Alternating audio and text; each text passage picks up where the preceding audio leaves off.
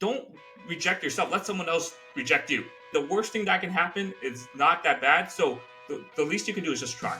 Oh, people are going to judge me. No one's going to watch it. You have all these preconceived notions that are not true at all. Having that why for your goal and having people hold you accountable really helps me achieve my goals.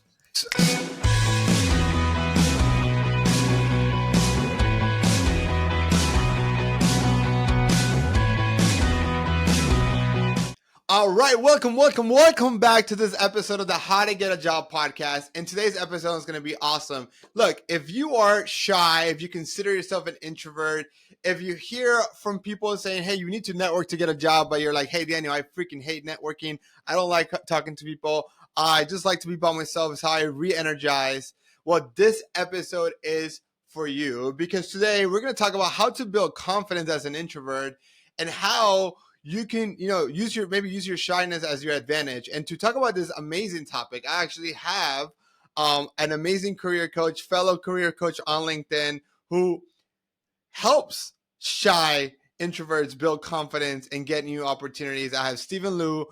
He is a program manager and a career coach. Stephen, welcome to the show. How are you doing? I'm doing well. I'm also a former shy introvert. So a lot of what I'm sharing is what I've gone through in my experiences. And as you said in the introduction, this is what I help people with, right? There's a lot of people who are shy introverts, and it's very challenging for them to get job opportunities, to network, to do anything they want. And I've been able to. Yeah, well, let's start. Let's start understanding how'd you go from being a shy introvert to now being a confident public speaker? Yeah, so I started creating content on LinkedIn back in 2017. I wanted a way to challenge myself, wanted a way to put myself out there. So I set some goals for myself. These are my goals. And to hold myself accountable, I decided to publish a monthly article where everyone can hold me accountable. So that got me into the rhythm of, okay, let me share a little bit more about myself. Let me hold myself accountable. And then near the end of 2017, I was in that growth mindset. So obviously, the next step was to do something weekly on LinkedIn. And around that time, LinkedIn videos started popping up. Some people were starting to do videos, and I said, you know what? I have a cell phone. I can do videos. Let me do a weekly LinkedIn video series. But what can I talk about? What are 52 things I can talk about? I'm such a planner. I need to know exactly what I need to talk about, for the rest of my videos. And I decided to talk about career advice. I've gone to a lot of presentations, I have mentors, I've taken a lot of notes, and I can just pull from my notes and come up with different topics to talk about. So in 2018, I kicked off my 52-week challenge of sharing career advice through weekly LinkedIn videos. The first video, well, I'll share a little bit more about the first video. So the first video, I had it recorded, I had it ready to upload, but I just couldn't do it. I just sat there and I said, oh, this is stupid. No one's going to watch this video. Why am I committing to this? I just sat there. It was ready to go. I just had to hit upload. And I sat there for another 10 minutes and I basically just said, F it. I'm just going to upload it and deal with the consequences. And I'm glad I did. I'm glad I didn't stop with the 52-week challenge. I actually made videos for 3 straight years after that. I started doing a weekly LinkedIn live series the year after that in 2021. And it all came down to just having that confidence in yourself and you're having all these self doubts of, oh, people are going to judge me, no one's going to watch it. You have all these uh, preconceived notions that are not true at all. Another thing that really helped me build my confidence, got me to be more comfortable with public speaking, was these weekly videos. As I went through each video, I watched myself. I noticed my tendencies. My first few videos, I was very quiet and I put a lot of filler words. I didn't look at the camera. So as I watched myself every single week, I worked on these tendencies and worked to improve them. And now at this point where I'm just so confident in public speaking, I can hop on a podcast here with Daniel. I can go do a presentation, do a speech, and I just been through. So if I'm understanding correctly, I think the confidence comes from repetition, from being brave enough to do it the first time, and then committing to say, no, what, practice makes perfect. Like I'm only gonna build this confidence by actually doing it and understanding that like I'm not gonna be perfect and I'm not gonna be a professional paid speaker from day one. and then I just have to start, and I just have to start and be committed. Absolutely, yeah. It's public speaking is a skill. Yeah, No one's a born speaker, or you don't become a great speaker overnight. It's just like any skill, like a sport, cooking, anything like that. And the hardest thing I think for yeah, people is absolutely. just trying to get started. Daniel, you've been posting on LinkedIn a lot, and I mean, your first They few sure did posts not, probably right? didn't do so well. But if you let that stop you, you wouldn't be where you are today. I wouldn't be where I am today if I decided to stop after my first video or second video. So the key is to you just have to start, build up that confidence to start. Don't worry about what other people are going to say. Don't worry about these preconceived notions, and just commit to it. And as you go through it, you'll get better and better. And as you put yourself out there more, But see, and I understand, and I get it, because I that's the only way to reach a goal like that is to actually put the repetition. But I don't know about you, but when I'm trying to stick to something, whether it's a diet or create something like you did, like a 52 week challenge, there's going to be some weeks where you just are feeling down, right? There's going to be some weeks where your confidence is even worse than usual, right? And you feel like, hey, I'm going to skip it this week, just this week, and you start making excuses for yourself. What advice do you have, or have you ever felt that way, first of all? yeah, absolutely. I mean, it's called a challenge. It's called a 52-week challenge Yeah. because it's not meant to be easy. What really helped me get through the 52-week challenge were a couple things. Uh, First, for me, what helps me achieve my goals is my why. Why am I doing videos every single week? Because I want to put myself out there. I want to get better at public speaking, but also I want to help others. I think that was the biggest key out of the three. I want to help others. I have a lot of career advice, a lot of tips that people have given to me. I want to share that with a much larger audience.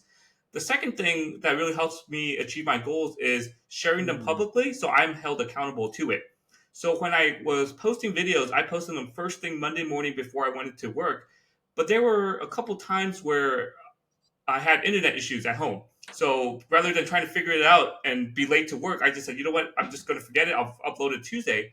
And once I get to work, I have people IMing me. Hey, where's your video? I expected to see your video this morning. So then, if I purposely not uploaded a video or Hmm. purposely skipped a video because I felt tired that week, then I'm letting everyone else down, right? So those two things, um, having that. It's so interesting how, like, accountability is such a big part of reaching any goal. And um, I've identified, like, in our mentoring program, right? And we're both career coaches. Like, we talk about how there's three things that really needed to be successful in reaching any goal. And in this scenario, is like public speaking or being confident about it. But you need the right strategy, right? That's important.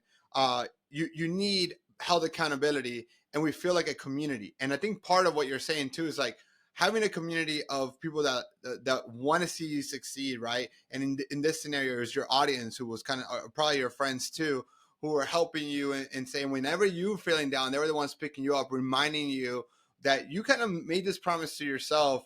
Because you're right, like, like, there's going to be some weeks that are easier than others, and it's you need that accountability, you need that support when you're feeling down. Yeah, I just want to add in my very first video. So I had that such a hard time uploading it, and once I had to upload, I was Yeah. 10 minutes later. I just wanted to delete it because again, all these second thoughts, all these preconceived notions started coming into my head, and I said, well, in my video, I said this is week one of my 52-week challenge, and how silly Yeah. would it be if I just stop after week one, after committing to 52 weeks? So that again, that really helped me keep it going because why did I just quit right off the first one, right? I committed to do 52 weeks. So even throughout the year, I'm busy with life, busy with work, but just doing something once a week, it's not like it doesn't take that much time. When I did 3 straight years of weekly videos, I was in grad school, but I was still able to crank out videos, even do some editing because it only took me 30. No, and you're like, that's so true. And also too, like, if you can make it to the first 12 weeks, you build the habit. Then when you have a streak going, it's harder to break that streak. That streak also becomes as a way of accountability. It just reminds me a lot of, like, one of my favorite books of all time. I read it every January, called Atomic Habits, and it talks a lot about the building that streak. But Steven, let's shift our conversation a little bit to kind of like the job search process. And what are some of the challenges that you think introverts face that maybe extroverts are not facing that kind of hurts them in the job search process? Mhm. Yeah, absolutely. So, what really makes it challenging for introverts is you have that self doubt. So you see a job posting and you say, "Well, I don't really meet all these requirements, but I probably shouldn't apply." Or if I apply, I probably wouldn't get the job anyways. So then you're already rejecting yourself. You're already discounting yourself. But my what I share with my clients is don't reject Hmm. yourself. Let someone else reject you. Right. So if you apply for a job, what is the worst thing that can happen? The worst thing that can happen is you get no response or you don't get the job. But what is the best thing that can happen? The best thing that can happen is they reach out to you, you get an interview, they really like you, you start a brand new job. So going back to the worst thing that can happen of nothing happens, that's literally the Yeah. same thing if you didn't do anything at all. So whether it's applying for a job, whether it's applying for a scholarship, signing up for an organization, just or networking with people, or just whatever resource you're trying to reach out to, the worst thing that can happen is not that bad. Even people are even scared about um, when I let me. I'm scared of when I network with someone, I'm going to create a Yeah. bad impression that they'll never hire me. No one's going to remember you 3 years from now. No one's going to remember that bad impression, that first impression you made, unless it's super bad. So again, the worst thing that can happen is not that bad. So No, absolutely. What about networking? Let's dive into networking because that is something like, we hear this all the time. Like networking is really important. Like, there's this hidden job market where arguably you can say 75-80% of jobs are filled through the hidden job market, right? But as an introvert, that's probably the most intimidating part about job searching. It's like the networking. There's no issue applying online. Like it's, is the networking and even get into the interview. What advice do you have for introverts in the networking stages? Yeah. So I'll approach this from two different Yeah. perspectives. One's an in person networking, one's just regular online networking through LinkedIn. So for in Yeah. person, that's where it's most challenging for introverts because, you actually have to talk to someone, you have to shake someone's hand. So a couple tips I want to bring here. So if you plan to go to a networking Hmm. event, bring a friend. So at least there's someone there that you know. You don't have to keep talking to your friend the whole time, but bring a friend or two to the networking event. And then among your friends, set a goal for each other. You cannot leave this networking event until you talk to three different people. So you go to three different people. It doesn't even have to be a valuable conversation or at least to a job offer or anything. You just have to talk to three people. And then the next networking event, set that goal even higher. I'm going to talk to six people. I'm going to talk to 10 people. And as again, this is just like public speaking. This is a skill. As you talk to more and more people, you get more and more practice. You get more and more comfortable there. So bring a friend, set a goal.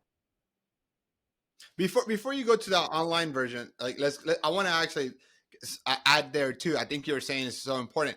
Um, would you agree that the hardest part for an introverted person is the start of the conversation, the awkward moment of how to even start the conversation? Yes, absolutely. So what's a good icebreaker that I like to use at different, Mhm. whether it's a networking event or whether if I'm even the speaker, I'm trying to talk to my audience. The icebreaker I like to go with is Yeah. what made you decide to come to this event. So then it's not just a yes or no or generic answer, and you actually get some insights from it as well. So there's been events where I lead a table discussion where I share career advice, Yeah. whether the topic is to a group of students, and I go around the table, ask them to introduce themselves, but also ask, why did you decide to come to this event? Sometimes the students say, "Oh, I'm just here to get class credit." Okay, well, I hope you get something out of it. Other people say, "Oh, I'm just here to network or to get networking tips." Okay, then I could steer the conversation in a way to help what you're looking for in this event. So that's my go-to when I go to a networking event. Ask them what made you decide to come here, rather than, "Oh, how's your day?" Because they're just going to say, "Oh, good," and nothing. I want to share a little hack that I learned a couple of years ago. Well, this is actually more than a couple of years ago. This is way before COVID. I used to attend a lot of like in life personal networking events, and um, so anybody that's been part of a student organization can relate that one of the biggest and most challenging part is to get people engaged and to help set up, right? And so if you go to a networking event, and let's say the networking event starts like at 7 p.m., if you get there 30 minutes early, right, you're going to be the first one there. But you know who else will be there? The person in charge of the event, right? The organizer. And if you go and say, hey, just ended up happening being here early, how can I help you set up some tables, some chairs, because right there you add in value. And what's really interesting is because generally the person who sets up the event also knows the majority of the people there, right? Or at least some of the big players or some of the people worth meeting. And they're going to be like, oh, wow, thank you so much, Stephen, for helping me set up the chairs or table, or even volunteering to help people check in, right? Because if there's a check-in list or an RSVP list, right, and you're the one checking in the minute, like they'll tell you their name. You now already you can now join the event and go and be like, hey, I don't know if you remember me, I'm Stephen, I checked you in. And a lot of times when you check them in, if it's like a networking of a professional event, they'll say the name and the company name. Or also, too, you can ask the organizer and ask them to introduce you because the organizer generally already knows them. And a warm introduction, like, oh, this is my friend Steven, or this is Steven. I actually met him today. He helped me set up. And because you added value, people tend to want to add value back to you. And so if you struggle to want to how to start the conversation, that simple hack, or where you're just quietly helping set up the tables or chairs or help check in, will be a good way for you to meet people. Oh, I really like that. I don't know if you saw me. I was smiling the whole time because I 100% agree with what you said. I do something similar for speaker events where I show up at least 15 minutes early and introduce myself to the main speaker. Because if you go Yep. at the very end when everyone else is swarming the front, either they don't Yep. have time because their presentation ran over, or they just have so many people to talk to they can't have that quality time with them. So in your example, where you're there at setup time where you actually have that one-on-one opportunity with the organizer, it's a lot easier rather than, oh, hi, you just sort of pass by with someone. Just having that more focused conversation makes it. Yeah, absolutely. And then the advice also too for me, it's like when you are networking. To me, I actually hate the word networking. I just use it because that's what people think about. But I think about is relationship building. And when people are networking, especially to me, that because I work with a lot of introverted clients as well. But like I'm not an introvert. Like you're speaking from being an introvert. I'm speaking from being an extrovert, right? Of making the conversation about them, because one thing I've noticed is generally speaking, and I say generally speaking, right, introverts are actually really good listeners. They're better listened to extroverts. Most extroverts are just like hearing you but not listening to you. They're just waiting to reply. So as an introvert that you're actually listening, you actually become a better networker, because if you make the conversation about them, right? So if we're networking, Stephen, if I just asked you about your job, your career, your business, right, you're going to want to talk. And the more you talk, the more information that I'm gathering to be able to find commonalities to bridge us better. And I think that's what I found. Like, when in doubt, when you have nothing to say, ask questions, be genuinely curious, and that will keep the conversation going forever. Absolutely, yeah. And I like what you just said at the end. Be genuinely curious. So if you ever run into me, just say, "Oh, you're a career coach. How did you get into career coaching? What kind of clients do you help? What advice do you have?" So there's a lot of deeper probing questions you can just keep adding on and on when you have that conversation. And then for me as a Yep, speaker, everyone loves talking about themselves, whether or not you're an introvert or extrovert. So then it's like, oh yeah, this person's really genuinely interested in what I'm. absolutely. So now let's shift it to online. Okay, we talked about in person. What about online? Yes, so this is similar to applying for a job. Earlier, when I was saying when you apply for a job, you sometimes you self reject yourself. You don't feel like you're qualified. So the same thing happens when you try to network on LinkedIn. You send someone, you're scared to send someone a connection request because you think, oh, this person is a manager, this person is a director or CEO. Why would they ever talk to me? So then you don't even send out that message. But again, what is the worst thing that can happen? The worst thing that can happen is they don't respond, whether it's they're not active on LinkedIn, they got too many connection requests, whatever. The worst thing that can happen is they don't respond. The best thing that can happen is you just make a genuine connection, you get a mentor out of it, you get a job opportunity out of it, or you just get a new person to connect with out of it, and you can learn so much from that person. So again, if you don't take any action, that is the same result if you didn't do anything at all. So it doesn't hurt to connect with people, but also make it genuine, right? So as just like you don't apply for every single job with the same exact resume, you don't connect with people the same exact way. You send them a personalized message. Go look at their LinkedIn, look at their content, find something specific. Saying you can even say, "Oh, I'm interested in how you help shy introverts build confidence. Can we connect to learn more?" And that's a genuine connection, and then that again starts the conversation. So, just to summarize, don't self reject yourself. Just send. Yeah, it's so true. Also, too, like I'm gonna say a couple of quotes that none of them I made up on myself either. One, you're gonna miss every shot that you don't take. I think that was Michael Jordan who said that. And the second thing is, people tend to network online on LinkedIn and they tend to ask for jobs. And somebody mentioned this quote to me. It's so true, so true. When you ask for advice, you get a job. When you ask for a job, you get advice, right? If you're just straight networking on LinkedIn and all you're saying, hey, can I get you? I see that you work at Applied Materials. Can I get a job, Steven? You're going to end up giving them advice on on how to maybe here's where you should apply, right, whatnot, right? But if I were to come to you and ask you for advice on how to have a successful career in project manager, and we get to know each other, you might be impressed by my skill sets and my eager and my drive, that you might be like, hey, there's an opening position in my department, like you should apply. And so you end up getting a job. And so I think that's a really important thing. The second thing I kind of want to add here is like most people that are networking, okay, most people do not network. I would say 80% of people do not network, the 80-20 rule. That 20% of people that are networking on LinkedIn are targeting recruiters. So they're trying to network with recruiters. I actually think you're going to get a better experience, a better return, and even more impactful when you're networking with people who have the same job title that you are applying to. And the cool thing is, if you're a STEM student, you're an introverted engineer, right? Um, you're going to be networking with other introverted engineers, and odds are you have more in common with them. They probably went to your same university, major, study the same thing, are passionate about the same type of hobbies, than you would with a recruiter who most likely either went through a liberal arts or business degree that you might have, generally speaking, less in common.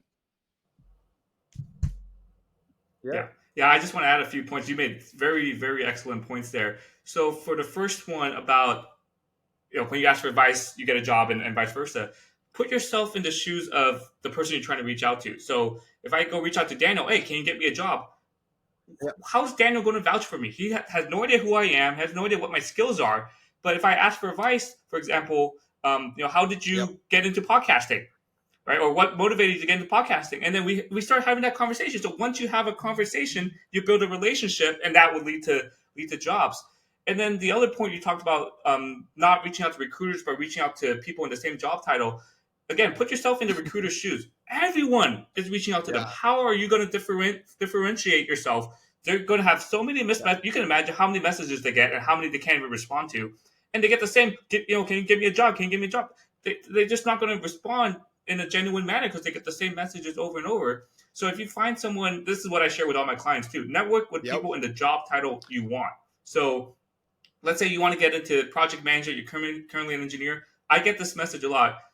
Hey, can we chat a little bit to learn, how did you get from become an engineer to a project manager? And then I talk to them. It's like, oh, this is how I did it. This is the new skills I had to get to go from engineering to project manager, or how to think like a project manager. And there you go. You got a bunch of advice. You can use the advice. And if we have a great conversation and you bring up in the conversation, hey, I looked at your applied materials site and there was a couple of jobs that I was interested in. Can you refer me? Now we've already had this conversation. We built that relationship. I'm way more willing to refer you to that job rather than when you. 1,000%. No, Stephen, this is so on point. No, like I'm so glad we're having this conversation. So let me kind of just, as we wrap this up, if I am listening to this podcast and I consider myself a shy introvert and I want to get a new job, and they want to learn more about you, Stephen, and the products and services that you provide, what is the best way to connect with you, and tell us a little bit more about what you do and how you work with clients. Yeah, absolutely. So you can find me on LinkedIn, Yep. Stephen Liu. We'll drop the link. I also have a website, stephenhelpsyoucoaching.com. So on my website, on my LinkedIn, has links to all my different calls. I usually start with a 15-minute free consulting call just to understand what your needs are and see if I can even help you. And the other services that I provide are resume reviews, where I look over your resume line by line, make them very effective bullet, tailor them to a job description.